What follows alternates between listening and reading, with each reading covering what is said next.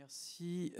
Avant d'accueillir la réalisatrice, je dois toutefois vous rappeler de bien vouloir couper votre téléphone portable ou les mettre sur silencieux. Et maintenant, merci de bien vouloir accueillir à mes côtés la réalisatrice et scénariste du film, Anahita Ghazvinizadeh.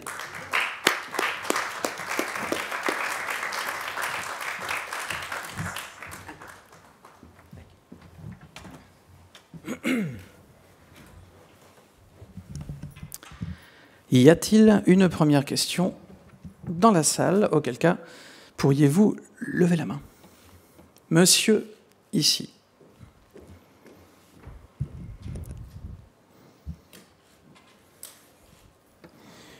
Bonjour, je voulais simplement savoir si le fait de donner autant d'importance aux arbres, aux fleurs, etc., c'était pour avoir un écho par rapport au sujet du film qui est l'identité de ce jeune garçon, sachant que les fleurs et les arbres peuvent être asexués, peuvent changer de sexe comme ils le veulent. This gentleman wishes to know the fact that in the movie we see very much trees and flowers and plants. Did you decide to show these in that way in order to maybe make an echo with the theme of the movie, the fact that some flowers, some plants actually may also change the gender, and maybe you can talk about it. Yes, first, when I was writing about the character, I was doing some research about the suburbs in the US.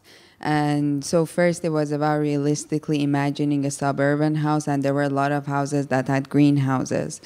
And as I was characterizing Jay, I got to get into more the relation of the character to the plants, and specifically about the flowers. There were two features that was related to the theme of the film.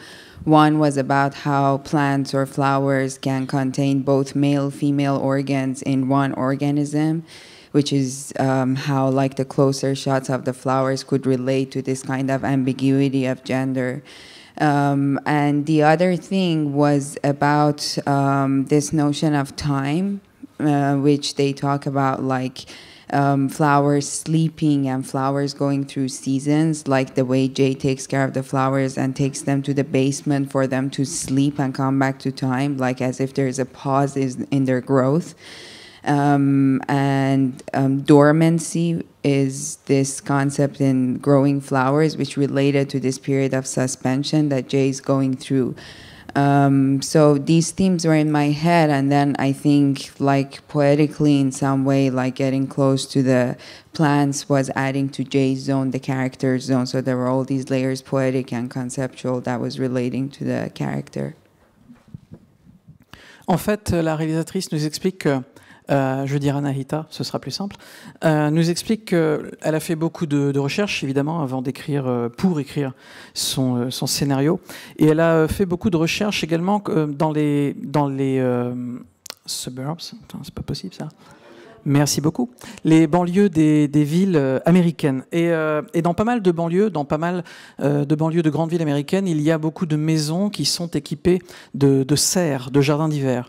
Et donc, effectivement, visuellement, elle a été habituée à voir que les plantes, les fleurs font vraiment partie intégrante du paysage urbain et donc des banlieues autour des grandes villes américaines.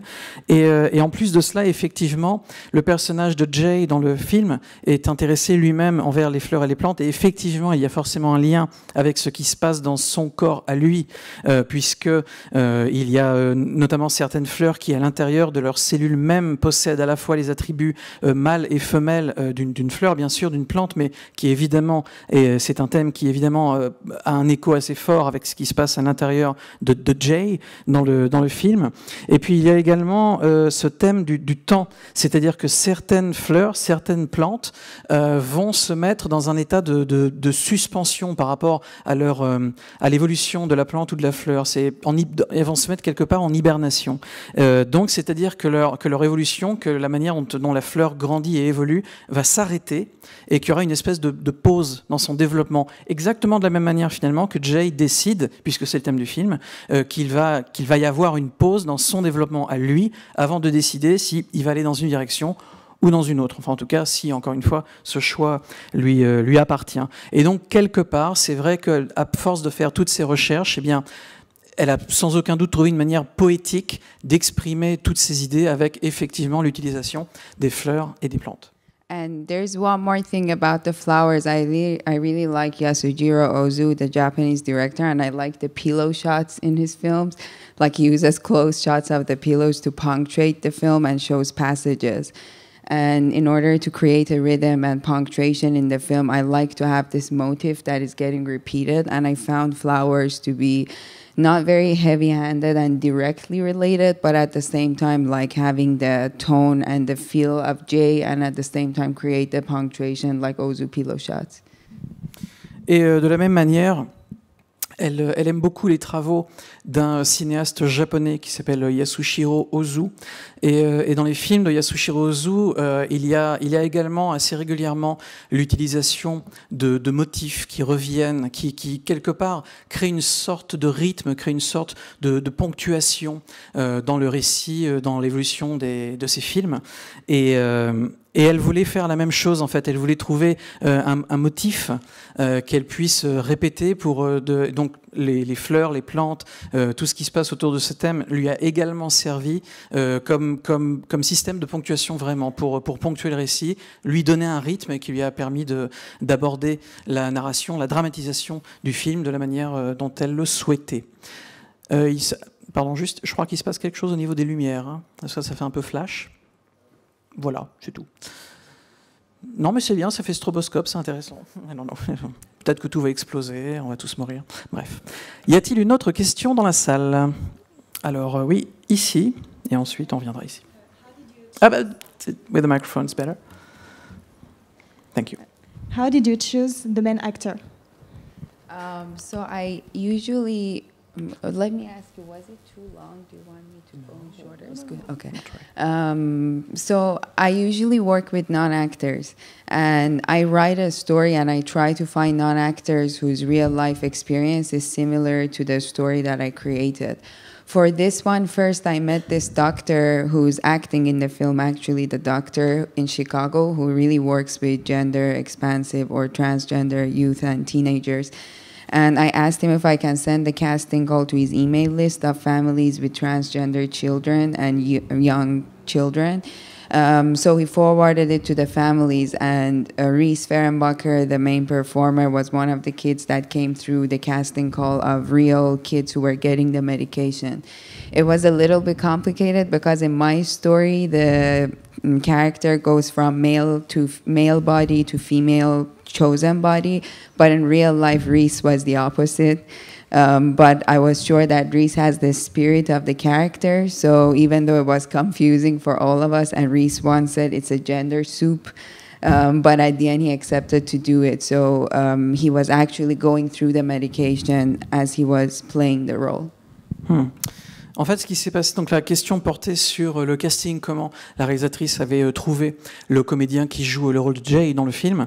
Et Anahita nous explique qu'en fait, ce qu'elle souhaitait au départ, c'était d'avoir des comédiens qui, dans la vraie vie, dans leur vie réelle, ont également ou sont en train de passer à travers la même phase, la même expérience.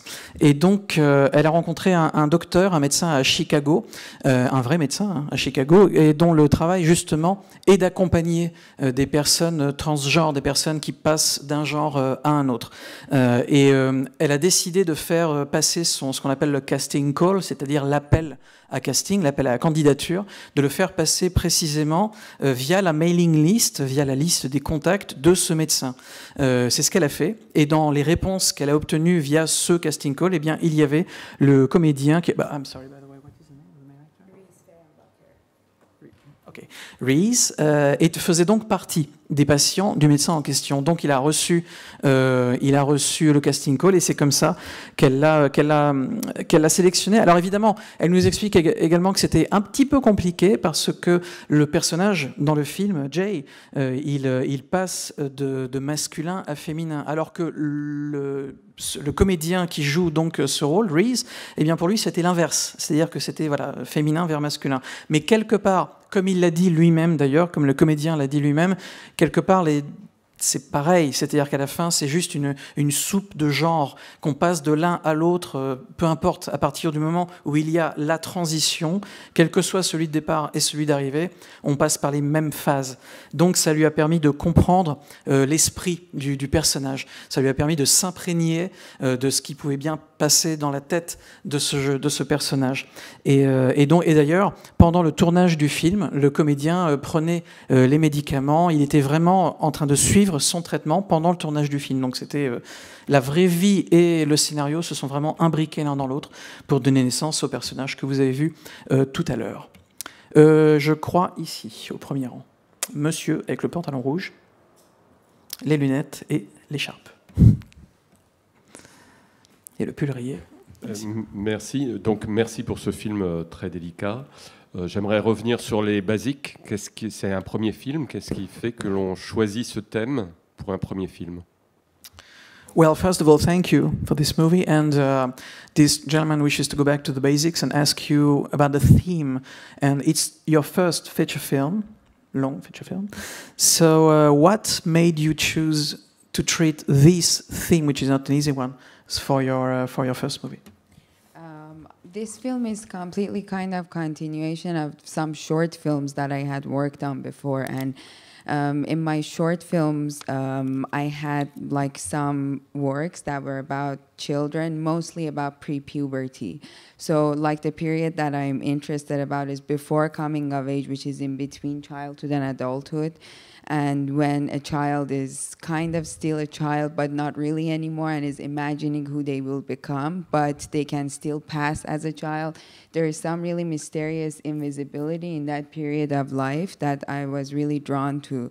And I think most of the stories, even in They, even though they're not directly my story, they're semi-autobiographical, so a lot of it is personal.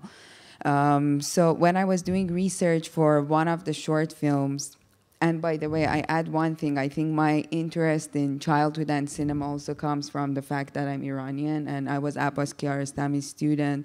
And there are a lot of great films about children and youth in Iran that I was really inspired by. And I was doing research for one of the short films. That's when I got to know about puberty blocker and about this concept of suspension, that children who question their identity can postpone puberty for some time. And that period of suspension was interesting for me because it was like prolonging childhood. And I think for myself in my life at that time, I was experiencing suspension and in-betweenness in a very different way, which was related to my immigration and to my career as an artist. Like I was in between homes, Iran, US, and as an artist, I was going around in residencies. I didn't have a base. So I hadn't yet arrived somewhere which I would call home or where I belong to. And in that sense, I think this concept of suspension was really strong for me. So I developed the whole story based on my interest about childhood and youth and based on my personal experience of suspension and in-betweenness. Ce qui s'est passé, c'est que j'ai réalisé, c'est donc effectivement, nous dit-elle, mon premier long métrage, mais j'ai réalisé quelques courts métrages avant et j'ai toujours été intéressé, nous dit-elle, par le thème de l'enfance notamment et le fait de passer d'un état donc d'enfant à un autre état. Alors on peut l'appeler de plusieurs manières bien sûr, hein, l'adolescence, etc., la prépuberté. C'est ça qui m'intéresse, ce passage, ce moment où on est encore un enfant, ou en tout cas on peut encore passer pour un enfant, alors qu'il se passe déjà beaucoup de transformations à l'intérieur. Ça l'a intéressé.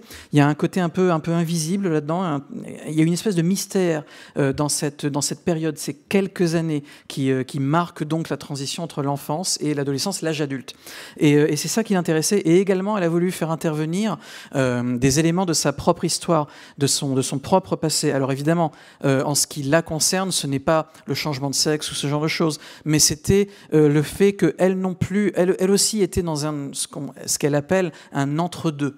C'est-à-dire, alors évidemment pour le personnage principal c'est l'entre-deux sexe, mais en ce qui la concerne c'est l'entre-deux culture, l'entre-deux choix dans la vie. Parce que donc elle est iranienne, mais elle est aux États-Unis, c'est évidemment quelque chose d'assez compliqué pour elle. Le fait qu'elle s'intéresse aux enfants vient également probablement du fait qu'elle a été, lorsqu'elle était en Iran et qu'elle a appris donc le cinéma, les techniques cinématographiques, le scénario, etc. Elle avait pour professeur Abbas Kiarostami. Et c'était également un réalisateur qui s'intéressait beaucoup à l'enfance. Beaucoup de thèmes qui étaient en elle et qu'elle avait envie de travailler, d'extrapoler. Et puis, lorsqu'elle était donc en train de faire ses recherches pour le court-métrage qu'elle avait fait auparavant, eh bien, elle a entendu parler de ces fameux médicaments, de ces traitements médicaux, et ce qu'on appelle les puberty blockers, c'est-à-dire les traitements qui bloquent la puberté et qui donc, quelque part, prolongent pendant un temps, prolonge l'enfance. Et c'était beaucoup de thèmes comme ça qui tournaient dans sa tête et qu'elle avait envie d'utiliser, elle avait envie d'écrire un scénario là-dessus, quelque chose, encore une fois, le fait que dans son expérience personnelle, elle ne savait pas trop ce qu'elle pouvait vraiment appeler à un moment donné le foyer, pas la maison, non, mais vraiment le foyer. Est-ce que c'était l'Iran? Est-ce que c'était les États-Unis? C'était un peu compliqué. Et puis donc voilà, son intérêt également dans l'enfance, toutes ces choses qui ont donné naissance au scénario. Y a-t-il une autre question dans la salle? Premier rang. So, what are your relationship with Iran now? Because your film was produced in the United States, and the relationship with the two countries are quite complicated. So, would you like to go back to film there? Can you? I really didn't go to the US with a plan to stay, but I just happened to stay there and make films. I went there to get my master's and to study, and I already had a community of friends and colleagues in Iran, which we started working together. And it was always my plan to go there, get my master's, and go back. But actually the first person who gave me the idea was Kiarostami, who was at the time himself making, he had finished Certified Copy and he was making Like Someone in Love. And he was telling me that I should try making a film in a foreign language or in my second language. So when I went to Chicago, I just had the idea for a short film in Iran, but I made it there and I happened to make a really good connection with a small group of people. And we made short films and we produced this film. So for now, like, I make with a group of people who, like, we don't understand our first languages, we connect in second language, but it works well, mysteriously. I think as far as I have a few ideas for next projects, I will stay, but I have also not closed the ways for myself to go back. But I have a life mostly driven by inspirations of projects and ideas. So for now, like for the next ideas, I think I will stay in the US. La question portait sur le fait que donc Anahita nous vient d'Iran et elle est tout de suite maintenant aux États-Unis. Alors, qu'est-ce qui va se passer? Est-ce que vous allez rester en Iran, partir aux États-Unis, d'autant plus que les relations entre les deux pays ne sont pas spécialement au beau fixe.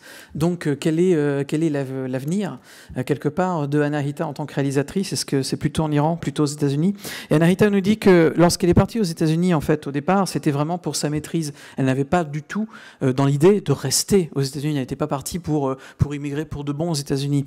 Mais bon, il s'est passé beaucoup de choses. Et puis, comme elle l'a dit tout à l'heure, elle a appris également le cinéma auprès de Abbas Kiarostami, qui lui-même lui a conseillé de réaliser un film en langue étrangère à l'étranger. Donc forcément, c'était également une des raisons pour lesquelles elle a décidé de faire un film là-bas. Et lorsqu'elle était à Chicago, elle a commencé à faire des courts-métrages là-bas. Elle s'est créé un réseau d'amis, de relations qui ont commencé à travailler, à parler autour du cinéma.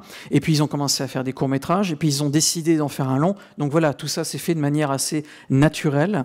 Mais quelque part, il nous dit que quant au fait de rester dans un pays, de travailler dans un pays plutôt qu'un autre, ce qui la pousse, ce qui la drive à faire ce genre de choses, qui la décide à faire ce genre de choses, c'est tout d'abord les idées. Et si, en l'occurrence, en ce moment, les idées qu'elle a pour les prochains films, pour les prochaines choses, ce sont des idées qui ont plus tendance à devoir être réalisées aux États-Unis, eh bien, elle va rester aux États-Unis tant qu'elle aura ce genre d'idées, tant qu'elle aura ce genre de projet. mais elle n'a absolument pas fermé la porte à retourner en Iran, travailler en Iran, ou ailleurs d'ailleurs. Donc voilà, l'avenir seul nous le dira. En tout cas, pour le moment, son projet, c'est aux États-Unis. And about your question or comment about relation of the countries, like as an Iranian woman making work in the U.S., I'm expected a lot to reflect on the politics and the relationship of the countries, especially because I'm living at a time in the U.S. where it's at the height of like conflicts. But I think what I happened to do was I just translated the ideas that I already had in Iran for films into a new culture. And so what I'm doing is basically translation of my small world that I took with myself from Iran to the US.